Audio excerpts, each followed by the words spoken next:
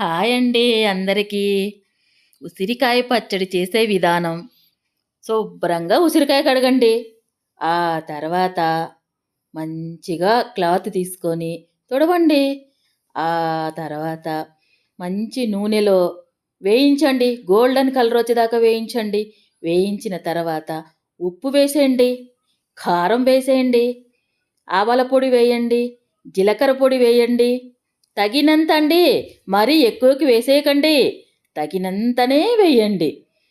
వేసిన తర్వాత వేసిన తర్వాత 2 డేస్ తర్వాత చూడండి దాని టేస్ట్ రుచి ఎలా ఉంటుందో. తర్వాత 5 డేస్‌కి మీరు వేడి వేడి అన్నంలో ఉసిరికాయ కలుపుకొని తింటుంటే ఎలా ఉంటుందో తెలుసా?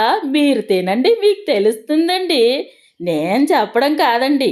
ఉసిరికాయి హెల్త్‌కి ఎంత మంచిదో తెలుసా అండి? మనకి జ్వరం వచ్చినప్పుడు కూడా ఒక ఉసిరికాయ తిని చూడండి. ఎలా నోరు ఎంత ఫ్రెష్‌గా ఉంటదో, నాలుక ఫ్రెష్‌గా అవుతదండి. చాలా చాలా బావుంటదండి. ఉసిరికాయ తింటారు కదండీ! తింటారు.